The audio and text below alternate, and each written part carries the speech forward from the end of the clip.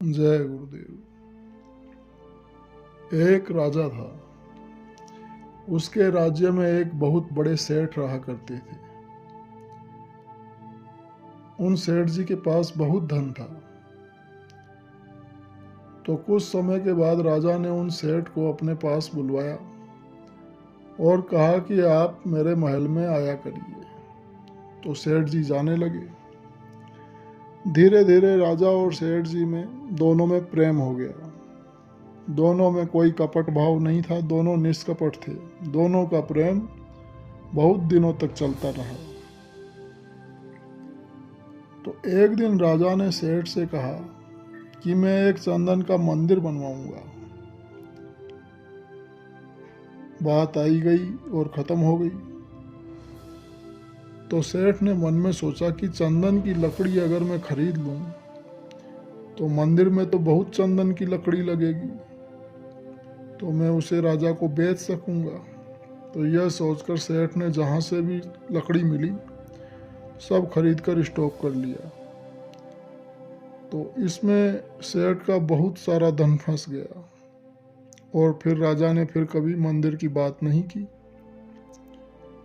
तो सेठ के मन में आया कि मेरा तो पैसा फंस गया और राजा मंदिर नहीं बनवा रहा है। तो इस बात को लेकर सेठ के मन में दरार पड़ गई। ऐसी दरार पड़ गई कि दोनों एक दूसरे के जानी दुश्मन हो गए। लेकिन राजा के अब समझ में नहीं आ रहा था कि बात क्या हो गई। आखिर मित्रता में इतनी दरार कैसे पड़ गई। तो राजा एक महात्मा के पास गए। राजा ने सेठ जी की सारी बात महात्मा से बताई और पूछा कि महात्मा जी, ये दरार कैसे पड़ गई, ऐसा क्या हुआ, क्यों हुआ। तो महात्मा ने कहा कि राजन, आप चिंता मत करो, आप एक चंदन का मंदिर बनवाओ। लोग तुम्हें बहुत दिनों तक याद रखेंगे, ऐसा भव्य मंदिर बनवाओ।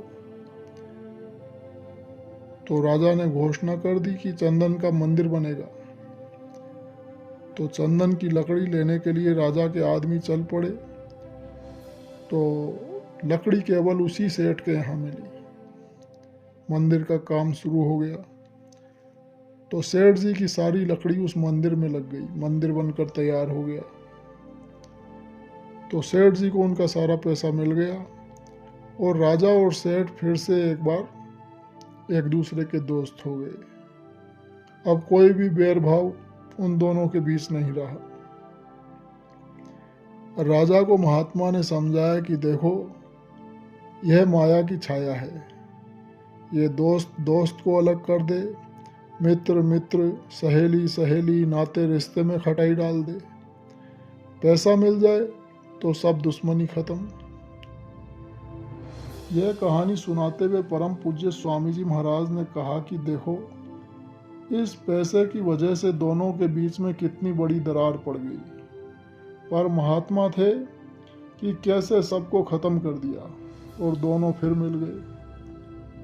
कहने का मतलब यह है कि निष्कपट रहे, कोई दुराव न रहे तो दोस्ती निभ जाती है। और आजकल तो सब अपने अपने स्वार्थ में लगे हैं, इसलिए किसी का किसी पर कोई भरोसा नहीं। प्रेम निस्वार्थ होना चाहिए। कपट, छल, फरेब, धोखा रहेगा तो मन मेला होगा और फर्क पड़ जाएगा। जय गुरुदेव।